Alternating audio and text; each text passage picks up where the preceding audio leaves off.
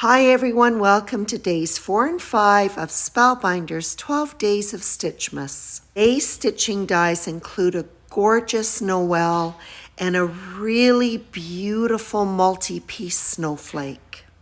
So we'll get started with day 4, the Noel. This set is made up of 4 dies. The Noel has been die cut from a rich purple glitter paper and the background with the outline die with black metallic cardstock. This is a super quick stitching project today. The letter O has been substituted with this cute ornament which I've die cut from gold foil cardstock. Stitching with purple embroidery floss that has been divided in 2. As always, my stitching begins and ends with some Scotch tape to hold the thread in place. This is a very quick and easy stitching design. The thread always comes back to the center hole. Stitching lines radiate from this point to the outside edges. As I'm stitching, you can see the score lines that are on the die cut. These guides make it very easy to do these stitching projects.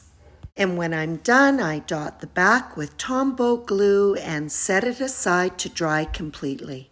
Sparkly Noel is adhered to the dark outline background. I ended up die cutting a second outline background and sandwiched the ornament hanger from day 1 in between. The Tombow adhesive is clear, so I know it's dry. Tacky nature makes it perfect for adhering to glitter cardstock, which sometimes can be a challenge with other adhesives. I'm going to build up the ornament hanger, so I've die cut it from foam and I'm stacking it. And while that's drying, I'm going to add a gold crystal to the center of my ornament. The ornament hanger is adhered and I use reverse tweezers to hold it in place until the glue sets up. And day 4 is wrapped up by alternating small and extra small crystals around the perimeter of the circle. Don't think I'd be trying this without a jewel picker. So much glitter and shine on this ornament. It's not going to be difficult to spot this hanging on the tree. All right then, on to day 5. This 2-piece snowflake die set is definitely my favorite so far. The outline die was used to cut gold foil cardstock and the snowflake was cut from cream colored cardstock. When die cut, you have the center of the snowflake separate from the 8 points that surround it. There's a lot more stitching on this die set than the previous one, but I'm going to continue with my purple embroidery thread, which has been divided in half. Like all the projects so far, the stitching on the snowflake is straightforward. The score lines that are on the die cuts make it very clear where the stitches are to be placed.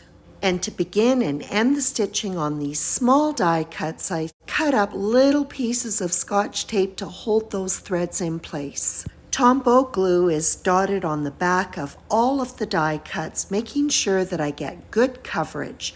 I then set them aside to dry completely until the adhesive is in its tacky state.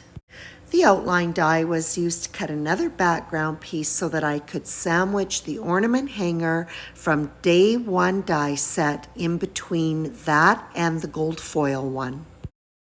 And the same purple embroidery thread, full size though, is used to create the tie. Sorry about the glare.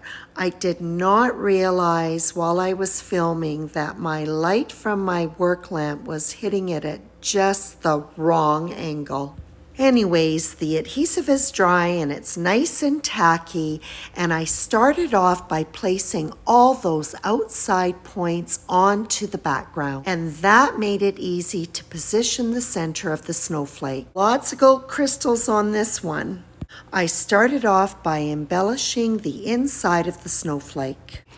And then I continued with the outside points. How did we ever manage to do any embellishing without a jewel picker? I just can't even imagine. And friends, that is a wrap for days 4 and 5 for Spellbinder's 12 Days of Stitchmas. And I have to say I am so impressed with these gorgeous stitching dies. I hope you enjoyed this video, and as always, I appreciate your visit, and I hope that you come back for days 6 and 7.